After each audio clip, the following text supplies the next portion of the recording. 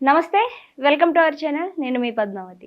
ఈరోజు మనతో పాటు ప్రముఖ ఆధ్యాత్మికవేత్త మరియు వాస్తు జ్యోతిష్య పండితులు వైవిఎస్ గిరిరావు గారు ఉన్నారు. మరి ఆయనతో మాట్లాడి చంద్రగ్రహణం గురించి పూర్తి వివరాలు తెలుసుకునే ప్రయత్నం చేద్దాం. మరి మీరు కూడా వీడియోని ఎక్కడా కూడా స్కిప్ చేయకుండా చూసేయండి. నమస్కారం గురువుగారు. నమస్తే అమ్మా. గురువుగారు, మార్చి 14వ తేదీన మనకి చంద్రగ్రహణం అనేది వస్తుంది. అయితే అదే రోజున చూసుకుంటే హోలీ కూడా అంటున్నారు. కొంతమంది హోలీ 14న అంటున్నారు, ఇంకొంతమంది 15వ తేదీన అంటున్నారు. అయితే ఇక్కడ ముఖ్యంగా మాట్లాడుకోవాల్సింది, ఈ గ్రహణాల రోజున కూడా మనం ఫెస్టివల్స్ని కండక్ట్ చేసుకోవచ్చు అంటారా? ఒకవేళ లేకుంటే ఈ గ్రహణం అనేది అసలు ఎక్కడ పడుతుంది, ఏంటి దీని నియమాలు ఏంటి, అసలు ఎలా చేసుకోవాలి, దీని గురించి చాలామందికి ఎన్నో రకాల డౌట్స్ ఉన్నాయి. సో దీనికి సంబంధించి ఏదైనా వివరాలు చెప్తారా? అంటే ఇప్పుడు ప్రధానంగా చెప్పాలంటే హోలీ అనేది సాంప్రదాయం. అంటే ఉగాది, శ్రీరామనవమి ఇవన్నీ ఎలా చేసుకుంటామో, కృష్ణాష్టమి ఎలా చేసుకుంటామో అలా చేసేది. ఇదేంటంటే ధార్మికమైనది, సోల్కి రిలేటెడ్ అయినది. మీకు గ్రహణాలు లూనార్ ఎక్లిప్స్ కానీ, సోలార్ ఎక్లిప్స్ కానీ, సూర్యగ్రహణం కానీ, చంద్రగ్రహణం అనేది ఏంటంటే అది ఆరోగ్యానికి సంబంధించి, సైన్స్కి సంబంధించి, అల్ట్రావైలెట్ సంబంధించింది, అది టెక్నికల్లే. కనుక ఏంటంటే ఇవి ధార్మికమైనటువంటి వాటికి నియమాలు, నిష్టలు అనేవి ఉంటాయి. అంటే ఏంటంటే ఒక పయస్గా ఉండి చేసుకోవాల్సిన విషయాలన్నీ కూడా వీటికి సంబంధించినవి. కనుకంటే హోలీ అనేది మనకి ఆ సాంప్రదాయాన్ని నమ్మిన వాళ్ళు కానీ, హైందవాన్ని ఆచరిస్తున్న వాళ్ళు కానీ అందరూ కూడా హ్యాపీగా హోలీ అని చేసుకోవడానికి ఈ గ్రహణానికి ఏ సంబంధము లేదు. ఇంకోటి ఏంటంటే మనకి జనరల్గా మేము ఈ ధార్మికతలో ఉన్నవాళ్ళు చెప్పేది ఏంటంటే, మనకి ఏదైతే దృగ్గోచరం అవుతుందో, అంటే సూర్యగ్రహణం కానీ చంద్రగ్రహణం కానీ కంటికి కనిపిస్తే మనకి ఏ ప్రాంతంలో, అంటే ఇప్పుడు సూర్యుడు ఇక్కడ ఉన్నారనుకోండి, ఇటు పక్క మన సూర్యోదయం అయింది, అటు పక్క సూర్యాస్తమయం ఉంటుంది. మనం ఎప్పుడు అర్ఘ్యం వదులుతాము అంటే మనకి సూర్యోదయం అయితే మనం ఉన్న ప్రాంతానికి ఎప్పుడైతే సూర్యుడు ఉదయిస్తూ ఉంటాడో అప్పుడు సూర్యనారాయణమూర్తికి అర్ఘ్యం వదులుతాం, అప్పుడు సంధ్యావందనం చేస్తాం. ఇక్కడ సూర్యోదయం అయినప్పుడు అక్కడ వాళ్ళకి సూర్యాస్తమయం ఉంటుంది. కనుక ఏంటంటే చంద్రుడికి కావాల్సిన నివేదన వేయడం కానీ, చంద్రుడికి చేయాల్సి వాళ్ళు చేస్తారు. కనుక ఏంటంటే మనకి సూర్యగ్రహణం కానీ చంద్రగ్రహణం కానీ కనిపించేటప్పుడు మాత్రమే దానికి కలిసిన ధార్మికమైనటువంటి వ్యవహారాలని అప్పుడు చేస్తాం. కాకపోతే ఈ సైంటిఫిక్లో ఈ ఇన్ఫ్రారెడ్ కానీ, అల్ట్రావైలెట్ కానీ వీటికి ఏంటంటే సంబంధం ఏంటంటే, మనకి ఎక్కడో స్టాక్ ఎక్స్చేంజ్లో ఎక్కడో పడుతుంది, నిఫ్టీ పడుతుంది, లేకపోతే బులియన్ మార్కెట్ దెబ్బతింటుంది. దెబ్బతిన్నప్పుడు దానికి రిలేటెడే కాకుండా మిగతా వాటి మీద కూడా దాని ప్రభావాన్ని చూపిస్తుంది. అంటే ఎక్కడో పెట్రోల్ రేటు పెరిగిందనుకోండి, పెట్రోల్ రేటుకి ఈ ట్రాన్స్పోర్టేషన్కి సంబంధం చెప్తే ఆహార ధాన్యాలకు సంబంధం లేదు వాస్తవంగా చెప్పాలంటే. కాకపోతే ఏమవుతుంది, ఈ ఆహార ధాన్యాలు కూడా ట్రాన్స్పోర్ట్ చేసేవి కొన్నిసార్లు వాడతాం మనం. వాడినప్పుడు ఈ ట్రాన్స్పోర్టేషన్ కాస్ట్ ఈ ఆహార ధాన్యాలకు పెరగడం వల్ల ఆహార ధాన్యాల రేటు పెరుగుతాయి. యాక్చువల్గా డిమాండ్ దీనివల్ల ఏంటంటే, డిమాండ్ పెరిగి ఆహార ధాన్యాల కొరత వచ్చినప్పుడు రేటు పెరగాలి. కానీ డీజిల్ రేటు పెరిగితే ఆహార ధాన్యాల రేటు పెరుగుతాయి. కారణం ఏంటంటే ట్రాన్స్పోర్టేషన్ కాస్ట్ కొంచెం పెరుగుతుంది కాబట్టి. అలాగే మనకి ఏంటంటే కొన్ని అంటే స్ట్రెంగ్త్ అనేవి, నాన్ స్ట్రెంగ్త్ అంటే నా పర్సనల్గా నా లైఫ్లో చూసింది ఏంటంటే, పూర్వం ఏం చేసేవాళ్ళంటే 3వ నెల దాకా గర్భవతి అయిన స్త్రీలు 3వ నెల దాకా వాళ్ళు ఎక్కడ బయట తిరగద్దని చాలా నియమాలన్నీ పెట్టి, ఆవేశాలు, కోపాలు, గొడవలు అయినా జరుగుతున్నాయి కానీ వాళ్ళ ముందు మనకేదో సినిమాలో జగపతి బాబు చేస్తారు, భార్యాభర్త అరుచుకుంటూ ఉంటారు, పిల్లలు స్కూల్ నుంచి రాగానే టక్కన ఆపుతారు, మళ్ళీ వాళ్ళు వెళ్ళి కాళ్ళు కడుక్కొని స్నాక్స్ తినడం వాళ్ళు పంపించి మళ్ళీ గొడవ పడతారు. అలాగే ఈ గర్భిణీ స్త్రీల దగ్గర కొన్ని జాగ్రత్తలు, కొన్ని నియమాలు పాటించేవాళ్ళు.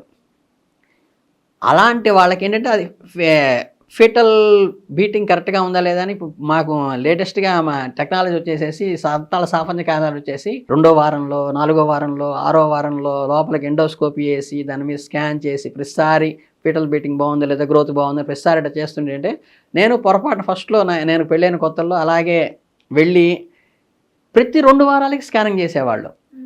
ఇది 8వ వారమో 7వ వారం అవ్వగానే అయ్యో ఆగిపోయిందండి, మళ్ళీ డిఎన్సీ చేయాలండి, మళ్ళీ క్లీన్ చేయాలండి, మళ్ళీ ఇట్లా 2 సార్లు అవస్థ పడిన తర్వాత నాకెందుకు అవును ఇప్పుడు దానికి అవసరమే వచ్చింది మనకి ఇప్పుడు అని నేను ఒకటి మా శ్రీమతి గారు నేను పర్సనల్గా స్ట్రిక్ట్గా ఇన్స్ట్రక్షన్ ఇచ్చి నువ్వు అసలు మూడో దాని దాకా only ferrous sulphide iron tablets వాడు తప్పితే ఆకుకూరలు తింటాం ఇట్లా ఆరోగ్య సంబంధమైన బి కాంప్లెక్స్ వేసుకోవడం ఇవి తప్పితే కాకపోతే ఎప్పుడు స్కానింగ్కి నువ్వు ఇంట్రెస్ట్ చూపించబాక 3వ నెల దాకా ఆగు.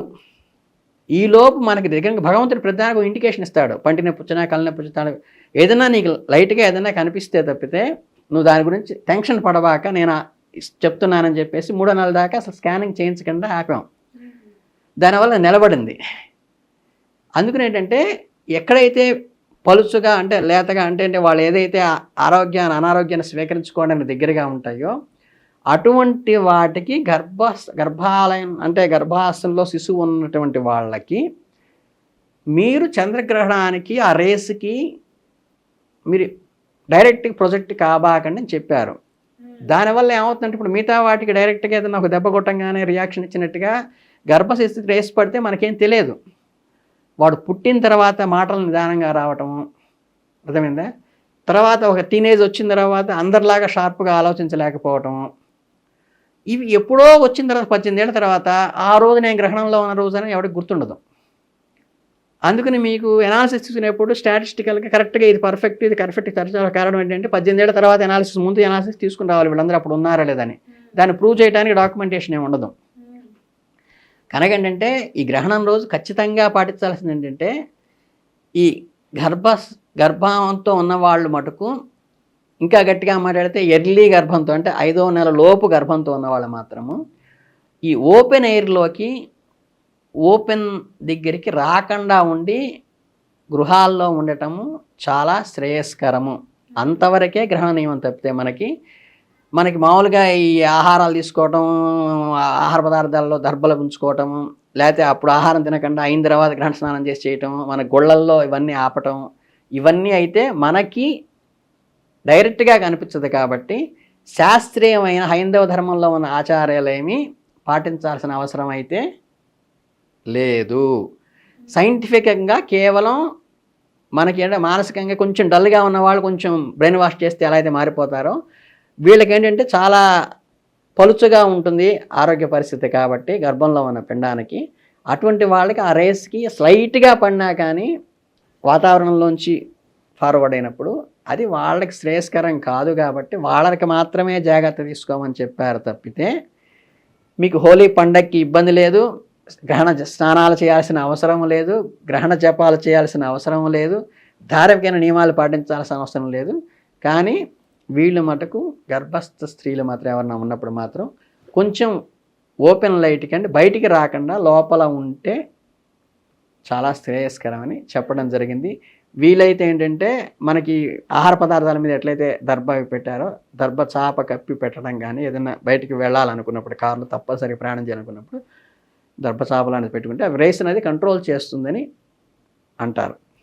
అది కూడా మనం డైరెక్ట్గా పడదు కాబట్టి సేఫ్లోనే ఉన్నాం. ఎక్కడి నుంచో వాతావరణంలో వచ్చేది డైరెక్ట్గా రేస్ మన మీద పడదు కాబట్టి ఇబ్బంది ఏం లేదు.